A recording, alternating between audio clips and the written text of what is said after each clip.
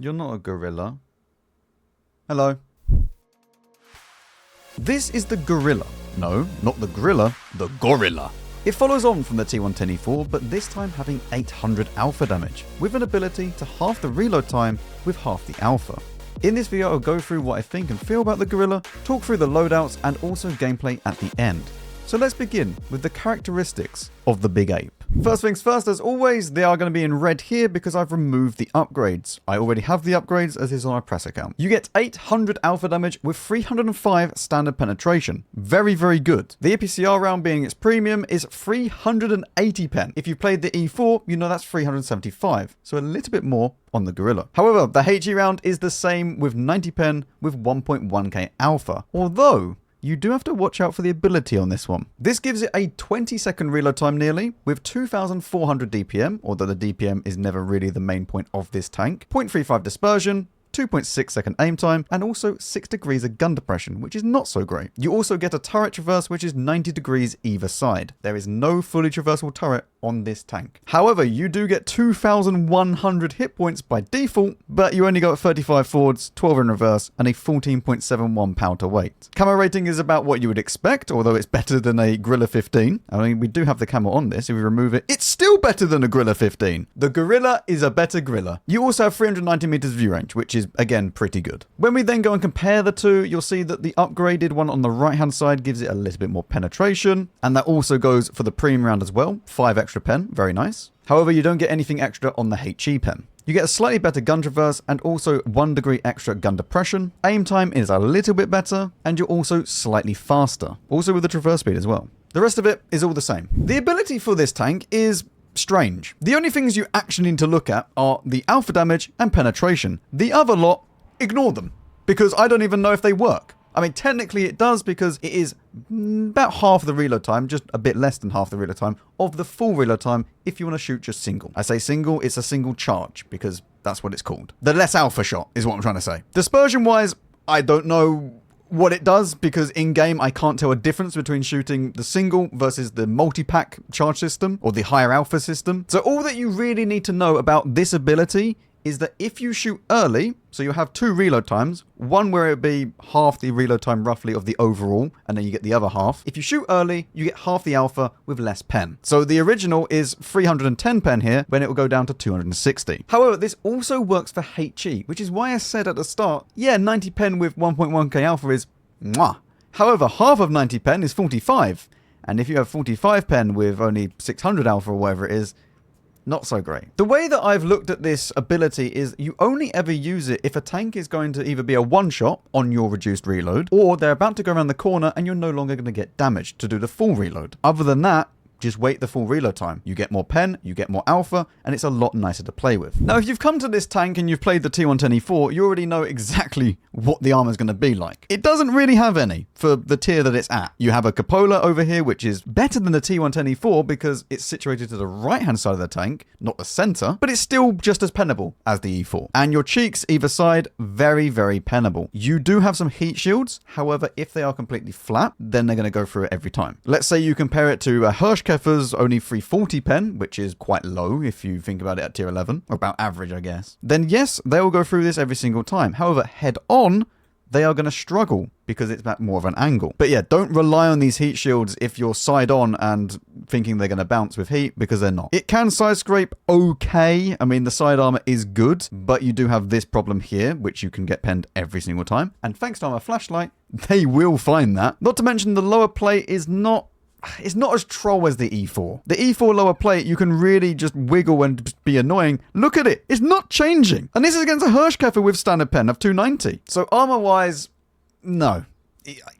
Listen, if you played the E4, as I said, you already know this isn't going to have armor, and you know how to play against that. When it comes to the crew members, then it's pretty simple. You're a brawling tank, you're going to have the brawling crew members, or the brawling crew skills. I'm just going to fly through these and just pick out the kind of ones that you might not know about. Obviously, I want practicality to decrease if I'm getting any modules knocked out. Coordination is a must-have on this tank because the aiming time is very bad. And then also the battle tempered. I don't know whether or not I rate this highly. I'm still kind of testing it out, but it seems to be okay. For the gunner, nothing really out of the ordinary here. Make sure you have snapshot because this thing is awful with the gun. And then when it comes to the driver, make sure you have smooth ride, but also reliable placement if you're using hardening. If you're not using hardening, then you can probably forgo the reliable placement. Now, the reason why you want to have reliable placement is because it's going to decrease the damage that your suspension takes from a shot. This is technically increasing the track health, but then not directly. What this actually does is decrease the alpha damage of the incoming shell to the tracks. Remember, tracks have different HP from the actual vehicle. That's how you get tracked in one shot. Alpha damage of the shell coming in, track health of the track. Does it then go over the amount? Then yes, you get tracked. So this effectively, if a 400 alpha damage shell comes in, it's going to decrease the alpha by 15% of that shell. Remember, if you get penned though, it's still going to be 400 alpha. Just to the tracks. So yes, reliable placement, very, very useful in conjunction with hardening and any field mods, etc. Really, really good. And then for the loader, I'm pretty sure most people are going to choose something like this. You might want to choose Adrenaline Rush or something else other than Perfect Charge. But there you go. And obviously, it's the same for the other one. Now, moving on to said equipment, we are going to run hardening. And then we're going to run Experimental Turbo, Tier 3. And then we're also going to be running a gun rammer. This is the only real loader that you need. If you're not going to be running hardening though, and you want to choose something else, then I would recommend you choose vents. 100% make sure that this is Experimental Turbo here, because it's going to decrease the bloom that you would get from the original turbo. And you always want to have a gun rammer. I do think hardening is better than vents in the vast majority of situations, especially you're going to be brawling. Not only that, but once you do get all the upgrades, you also gain some track health. So in conjunction with hardening, you're at 530 track health. And remember, with reliable placement as well, even more track health. Now, usually I leave my thoughts until after the video or after the gameplay section. However, I do want to kind of explain a little bit about this tank because it really isn't for everyone. If you enjoyed the E4, you will enjoy this tank. If you did not enjoy the E4, you won't enjoy this tank. The gun is incredibly derpy. It does whatever it feels like doing. You only really want to fire the premium round because the premium round is so much better than the standard round. Yes, the standard round has good pen, but it just doesn't feel as good. And the whole playstyle of this vehicle, it really is just a bit meh. As you'll see from the gameplay, I really just don't vibe with it. It doesn't really do anything for me. If I compare it to an Executor, where it's really, really nice to play, there's loads of different ways of playing it, this just feels very, very boring. Don't get me wrong, this is not a bad vehicle, but it is a boring vehicle. My BZ-79 is going off on an adventure, just on his own. Don't worry about it. I don't know why I've gone here. I keep forgetting that you can't play from here anymore. You need to make sure that you always go wide on this bit.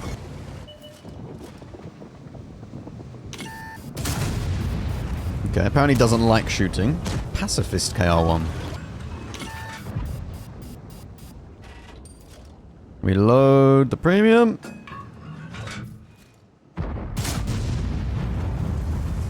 Good. Good.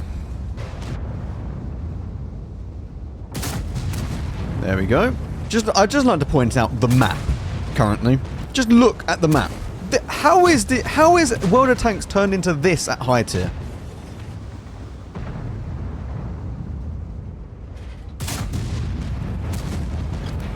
Where? Well, so far so good. We've not taken any damage in return for 2.5k. I don't know where that went. You'll be saying that a lot in the Gorilla. You shoot at a target, it just doesn't want to hit.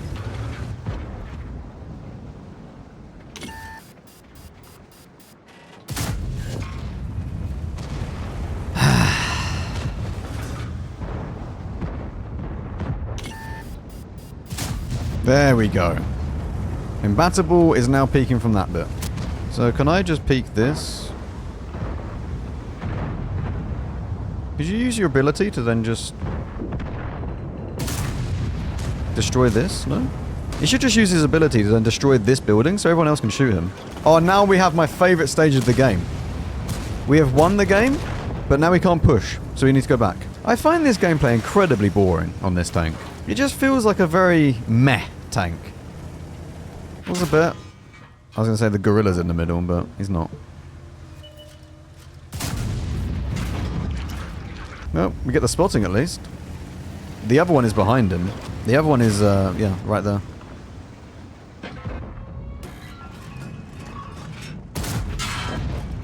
Is that all my spotting again? I mean, we take it. Number 1 spotter gorilla. That was nowhere close. Aiming, aiming, aiming, aiming, aiming, aiming.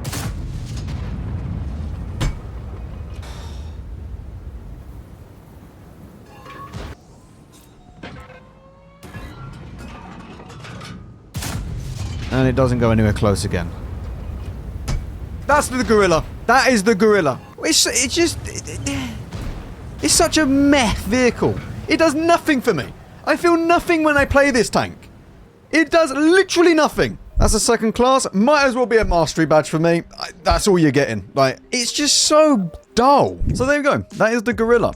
I don't know what to say other than, yeah, you either love it or hate it. Let me know your thoughts down below whether or not you like the gorilla, and I'll see you all in the next one.